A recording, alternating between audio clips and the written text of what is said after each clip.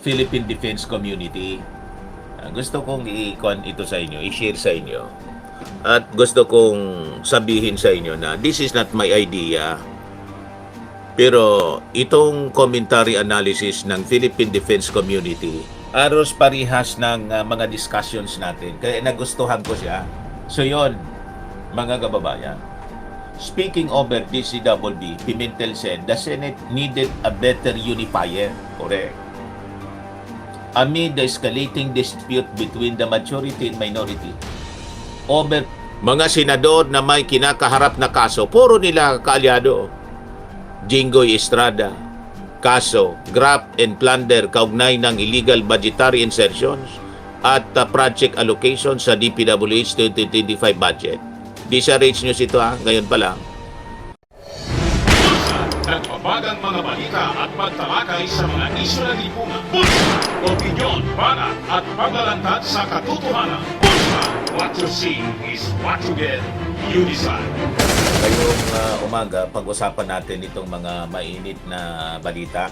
Marami tayong inaabangan ngayon kung mamaya sa sesyon ng Senado ay magkakaroon ng change of leadership at mapalitan na si Alan Peter Cayetano. Kasi habang si Alan Peter Cayetano ang presidente ng Senado, lalong nasisira po yung imahe ng Senado. Dati nang sira po kasi majority sa mga members ng majority black, puro may kaso. At yung may mga kaso, mga kababayan, puro kaalyado ni Sara. So, yun. Kaya may panawagan nga po siya, si Pimentel, to step back, give it up. Yan ang panawagan kay Alan Peter Cayetano. So yan ang magiging topic natin, pati itong issue sa maleta, mga kababayan. Kasi may magandang commentary dito, published by Philippine Defense Community. Gusto kong i-con ito sa inyo, i-share sa inyo. At gusto kong sabihin sa inyo na this is not my idea. Pero itong commentary analysis ng Philippine Defense Community, aros parihas ng mga discussions natin. Kaya nagustuhan ko siya. O di, i-share ko muna ito sa inyo mga kababayan. Mahaba yung commentary and analysis. At sa tingin ko mga kababayan, itong commentary and analysis, ito yung totoo. Mga maleta, gawa-gawa, pakana, at propaganda lamang ng mga Arroyo at ng mga Duterte. Ayan ang panawagan ni Pimentel. Sabi ni Pimentel to Cayetano, step back, give it up. Former Senate President Aquilino Coco Pimentel suggested that the Senate President, si Alan Peter Cayetano, that the Senate President, si Cayetano, dapat i-consider na niya na mag-resign. Step down if he could no longer unite the chamber. Warning that the deepening rift among senators was already affecting the institution's ability to perform its constitutional duties, including the upcoming impeachment trial of Vice President Sara Duterte. Correct. So yon, mga kababayan. Speaking over DCWB, Pimentel said the Senate needed a better unifier. Correct.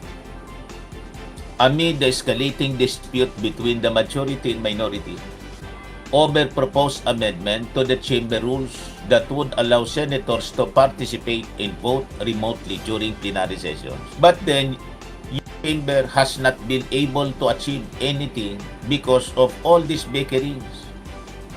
Sabi po ni Pimentel, walang na-achieve. So you volunteered na niya to be the leader of the chamber, but then, your chamber has not been able to achieve anything because of all these bickerings. Maybe, you realize, I'm not meant for this. I have to step back. Dapat na niya ma-realize mo siguro na hindi ito para sa akin. Sabi ni Pimentel, I have to step back and give it up for the good of the chamber and for my own good. Sabi po, yun ang advice ni Pimentel. Ganon din ni Dick Gordo. This is actually a sound advice. Kung may natitira pa na hiya, delikadesa, may pagmamahal pa siya ng kaunti para sa ating bayan at respeto sa ating institusyon sa Senado. Yun ang dapat ginagawa ni Alan Peter Cayetano. If he does not want to and he thinks senators are still happy despite achieving nothing because they're always fighting, then that will just continue. Magtutuloy-tuloy lang ang ganito. But there are senators who think differently, sabi po ni Coco Pimentel. They're concerned not only about themselves but about the institution. Some may eventually say, let's just find a better unifier. And possibly mga kababayan, sabi sa naririnig natin, may dalawang tatalon. Tingnan natin ngayon kung may mangyayari. Kasi pinagpipilitan ni na yung 13 daw na mga huda, solid daw sila. O di solid, tingnan natin kung solid talaga. Solid hanggat hindi bumabaliktad kung sino man. At ang sabi, mga possible na babaliktad yung dalawang kwan siguro, dalawang bilyar kasi may mga kaso din ito. Or si Chis Escudero, kaya lang gusto daw ni Chis, siya yung presidente, nireject ng ONS. Or si Loren Ligarda, kasi yung intensyon ni Loren, siya sana yung dapat na presidente, yung magkudita. Biglang dinagit yung posisyon ni Alan Peter Cayetano, inimport si pinapuslit si Bato de la Rosa para siya yung manominate. O ngayon, i-share ko na sa inyo itong maleta, sabi dito, by the defense community. Mga maleta, gawa-gawa, pakana at propaganda lamang ng mga Arroyo, yan sabi dito po, at ng mga Duterte, upang ilihis ang atensyon at investigasyon sa mga anomalya sa flood control project, ghost project, jet insertions, at bilyon-bilyong korupsyon sa gobyerno under President Marcos. Yan ang tanong. Ito ba dinisign para ilihis yung atensyon? Tingin ninyo? Ako tingin ko, yun ang ating mismong mga sinasabi mga kababayan noon pa. This is a diversion. Suriin natin at ikonekta ang mga dots, sabi ng author. Umamin ang mga kontraktor na sina Diskaya na mula pa noong 2016 sila sumali sa bidding para sa mga anomalous flood control projects. Na nangangahulugan ang kanilang biglaang pagyaman ay hindi naganap overnight o sa loob lamang ng 3 years ng Marcos administration. Hindi po nagyaman sa Marcos administration si Diskaya. 2016.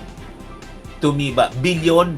Nakita mo doon sa presentation sa Quadco. Tayo yung nagtatanong doon si Gerbil Luistro. Presentation po. Si Kong Saldico ay naging congressman noong 2019 pa.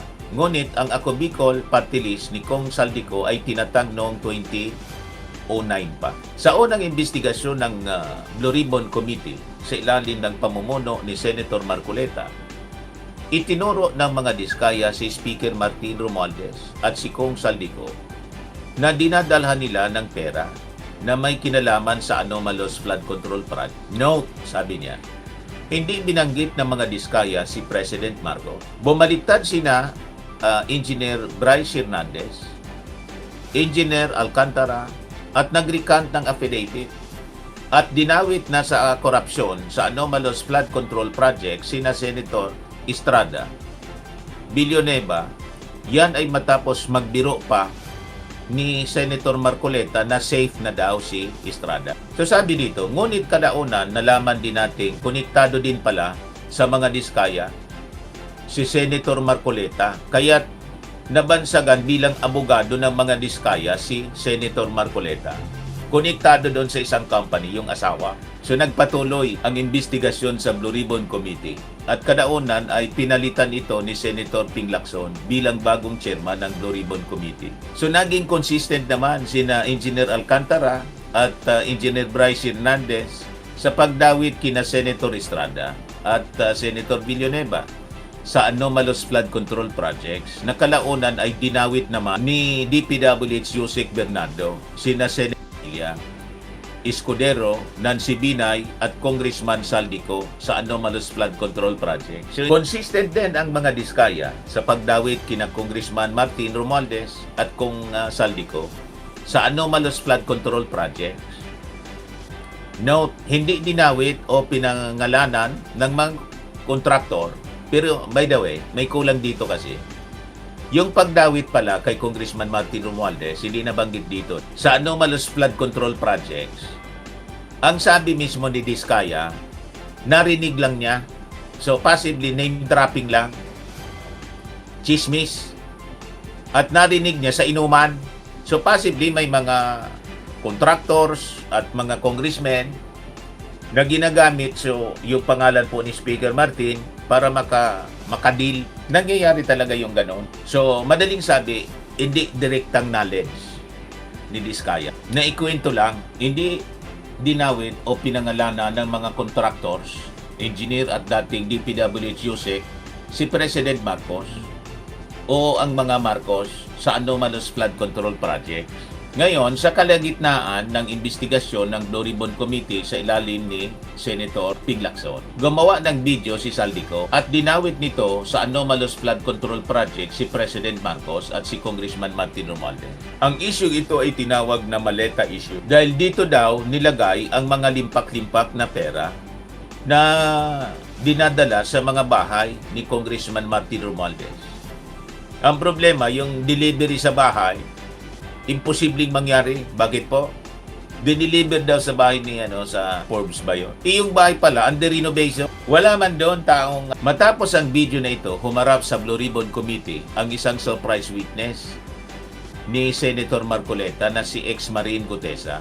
At dinawit din si ex-Marine Gutesa, si Congressman Martin Romualdez at si Kong Saldico sa anomalous flood control project. Note again, hindi dinawit o pinangalanan ni ex-Marine Gutesa si President Marcos o ang mga Marcoses sa anomalous flood control projects. Kalaunan ay nalamang piniki pala ni ex-Marine Gutesa ang kanyang affidavit at hindi na ito muling nagpakita pa sa investigasyon sa anomalous flood control projects. Nadawit din dito si Senator Marcoleta. Pagkatapos mag-file ng impeachment para kay President Marcos noong January to February 2026 at nang mabigo sila na ma-impeach si President Marcos. Nagpa-interview sa media ang tinatawag na 18 ex-Marines na iilan lang naman sa kanila ang mga ex-military. Hindi man pala 18 ex-Marines, mga ilan lang naman doon. So puro piki. Iilan lang naman sa kanila ang mga ex-military at umaming sila ang close-in security ni Kong Saldico. Dinawit ng 18 ex-Marines sina Kong Saldico, Kong Martin Romualdez at ngayon si President Marcos sa anomalous flood control projects na tumatanggap ng pera mula sa mga maleta. Pinangunahan ito ng dating mga officials ng isa sa pinakangkorap na administrasyon ng Arroyo administration na sina Kong Mike Defensor at General Esperon. So alam na ninyo kung sino yung nasa likod. Ang nasa likod ni Mike Defensor, si Arroyo at si Esperon. Nakita ninyo? Ngunit kamakailan lamang nalaman natin konektado pala si Senator Marcoleta at si Kong Mike Defensor. Nag-donate si Kong Mike Defensor ng 30 million pesos sa senatorial campaign bid ni Senator Marcoleta. May kabuang 75 million campaign donations ang hindi dineclare ni Senator Marcoleta sa kanyang senatorial campaign. Ang tanong na lang ngayon, saan galing ang mga perang ito? Sa mga Arroyo ba? Yan ang sabi dito ng Philippine Defense Community. Matatanda ang top propagandist ng mga Arroyo si Kong Mike Defensor.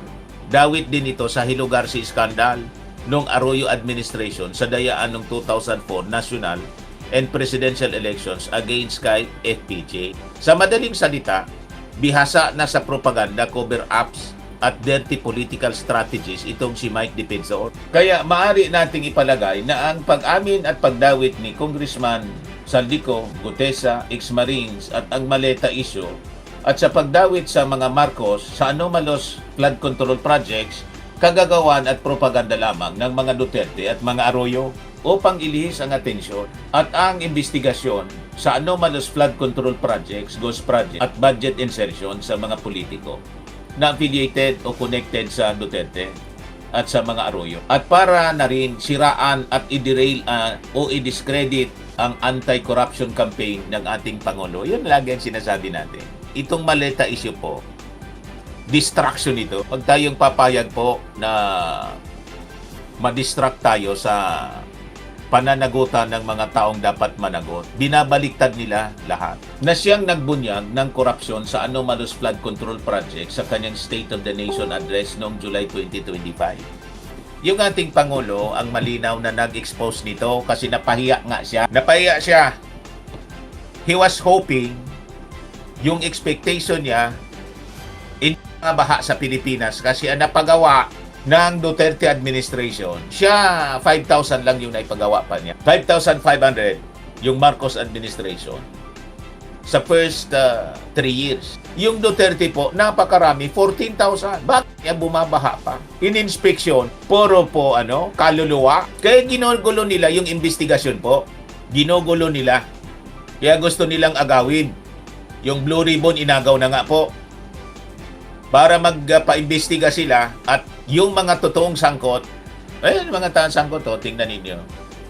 Lahat niya kaalyado. Report pa lang ito ng DCRH. Ngayon pa lang, mga senador na may kinakaharap na kaso, puro nila kaalyado. Jinggoy Estrada, kaso, graft and plunder kaugnay ng illegal budgetary insertions at project allocation sa DPWH 2025 budget. DCRH News ito ngayon pa lang. Rodante Marcoleta, kaso, plunder at indirect bribery dahil umano sa pagtanggap niya ng 75 million na campaign donation noong 2025 election. Status pending. Kay Kuampara active. Senator Villanueva, kaso, plunder dahil umano'y sa pagtanggap ng kickbacks o porsyento mula sa flood control project sa Bulacan. Status pending. Senator Chis Escudero, kaso, graft case, plunder at indirect bribery dahil sa umano'y pagtanggap ng 586 million flood control kickback mula sa isang campaign donor. Status pending. Puro may kaso ang kalyado ni Sara. Bato de la Rosa, crimes against humanity. Sa umano'y pagiging indirect co-perpetrator sa war on drugs. Status active. Bungo, crimes against humanity dahil sa umano'y pagiging indirect parehas. Status pending. Yung magkapatid na bilyar. Kaso, market manipulation, insider trading, misleading disclosure na sinampa ng SEC. Status active. Tapos si Robin Padilla, kaso, obstruction of justice dahil umano'y pagtulong niya sa pagtakas ni Bato. Pending. Status. Puro may kaso. Pinalabas ni Marcoleta, Kong Saldico at Mike Defensor na ang nataong nagsiwalat at nagbunyag sa buong Pilipinas sa isang malawakang corruption budget sa DPWH at anomalous flood control projects ay siya ring ang mastermind sa corruption ito. Yun ang gustong palabasin nila. Na ang mastermind po, si Martin at saka si PBBM, pinalalabas na yung nagbunyag sa buong Pilipinas ng malawakang korupsyon sa DPWH, sa budget, sa DPWH at anomalous flood control projects, ay siya ring ang mastermind sa korupsyon ito. Yun ang pinalalabas nila. Ngunit nakikita naman natin ngayon sa mga pinagkakasuhan ng ombudsman at ng mga korte ang mga tunay na nadadawit sa korupsyon, sa anomalous flood control projects at budget insertions, na karamihan mga affiliated political allies at friends ng Duterte at Arroyo.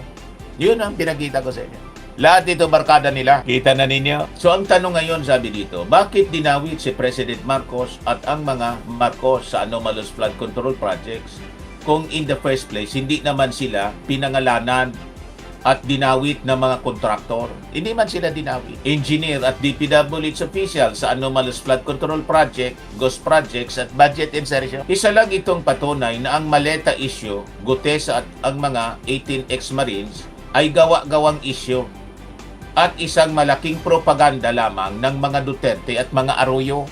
Ito ang conclusion niya. Hindi ito sa akin Philippine Defense Community ang nagsulat nito. Binabasa ko lang kasi naka-align siya sa aking mga analysis noon. Senator Lacson even divulged that Senator Marcoleta requested for 1.5 billion insertions.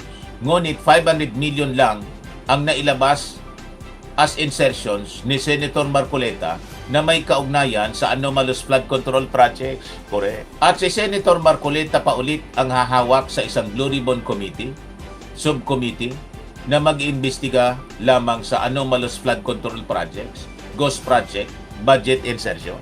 Yun nga po ang katawa-tawa. Si Marcoleta pa ulit ang hahawak sa isang Blue Ribbon Committee, subcommittee, na mag-imbestiga lamang sa anomalous flood control projects, ghost project, budget insertion. Siya mismo nasa sangkot dito eh. Para pagtakpan ang mga totoong may sala at ilihis ang investigasyon ng Blue Ribbon Committee ng Senado.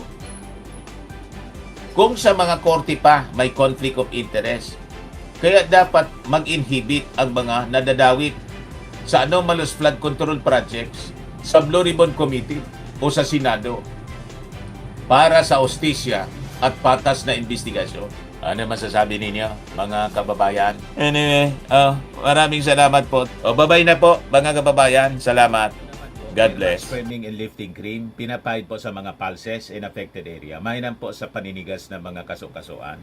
Ito naman po, Automax Radiant Serum. Sa mukha naman yung application. Anti-aging po siya. You will look 10 years younger than your age. Sa mga cancer patients naman po, baka lang gusto ninyo itong itry. Neng siya red mix fruit drink. Hindi mo po siya gamot, food supplement siya. Kaya lang, gawa siya mga kababayan sa goji berry. Yung goji berry may anti-cancer properties. O ngayon, yung mga inquiries ninyo, dumiritso na lang kayo sa aming messenger sa Facebook para masagot namin agad. Ayos pa? Ayos na ayos niya, Mr. Maravilla. Sa mga nagana po ng malinis and spacious fitness gym, pumunta lang po kayo sa aming Colossal Fitness Gym. May Grab car rental din po kami. But anyway, ito po pala yung aming bagong product na binibenta online. I am worldwide amazing pure organic barley powdered drink mix from Australia. Negosyo to ng aking anak na architect entrepreneur Riz Maravillas. Ayan po. Kontakin na lang po ninyo siya, Riz Maravillas on Facebook. Ang mga health benefits niya, boost immunity, improves digestion, enhance energy levels, packed with antioxidants, prevent cancer. Ito naman po yung bago naming product na binibenta online. Eye Glow Serum, whitening po siya. Tingnan ninyo yung epekto sa aking anak na architect before and now. Yung mga inquiries po ninyo, dumiretso na lang kayo sa kanyang Facebook account, Riz Maravillas.